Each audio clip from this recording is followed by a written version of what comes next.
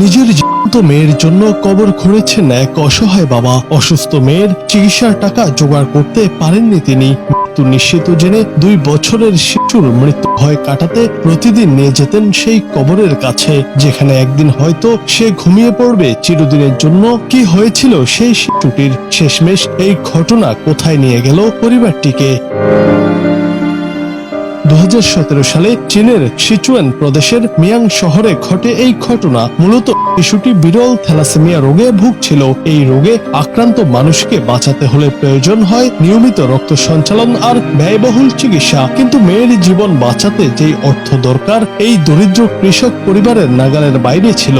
Zhang Leong নামে এই অসহায় পিতা দিনে কাজ করতেন মাঠে, রাতের বেলায় অন্যের দোকানে ছোটখাটো কাজ করতেন, শুধু মেয়ের চিকিৎসার খরচ জোগাতে।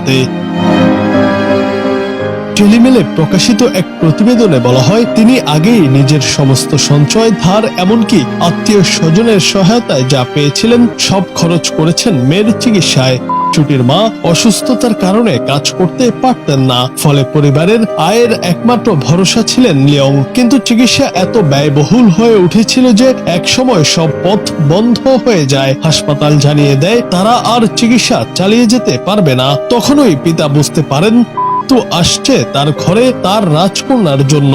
অসহায় লিয়ং তখন সিদ্ধান্ত নেন তিনি মেয়েকে ধীরে ধীরে মৃত্যুর সঙ্গে পরিচয় করাবেন, যেন মৃত্যু তার কাছে ভয় না হয়ে এক শান্ত বিশ্রামের জায়গা হয়ে ওঠে।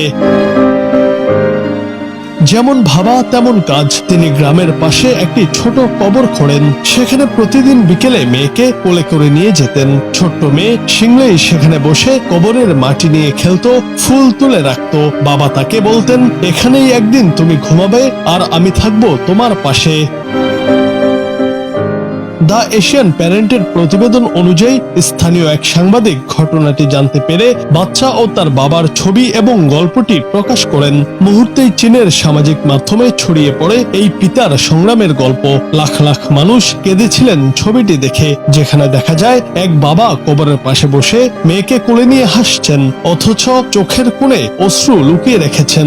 দেশ জুড়ে উঠে ঝড়। অসংখ্য মানুষ অনুদান পাঠাতে শুরু করে। স্থানীয় কর্তৃপক্ষ এগিয়ে আসেন সাহায্য নিয়ে।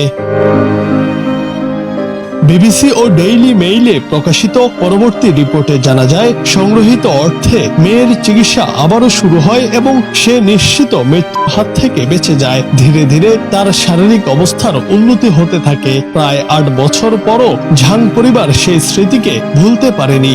স্থানীয় সংবাদ মাধ্যমে এক সাক্ষাৎকারে লিয়ং বলেন, যখন আমি মেয়েকে কবরে নিয়ে যেতাম প্রতিদিন মনে হতো এটাই শেষ দিন, কিন্তু মানুষ যে কত দয়ালু হতে পারে তা তখনই বুঝেছিলাম। বর্তমানে ঝাং শিংলেই নামের এই ছোট্ট মেয়েটি স্কুলে যায়, হাসে, খেলে, স্বপ্ন দেখে। এক পিতার অদম্য ভালোবাসা আর ত্যাগের এই গল্প শুধু চীনে নয়, গোটা পৃথিবীর সামনে উদাহরণ হয়ে থাকবে। জুনায়েদ আহমেদ, বাংলা টিভি।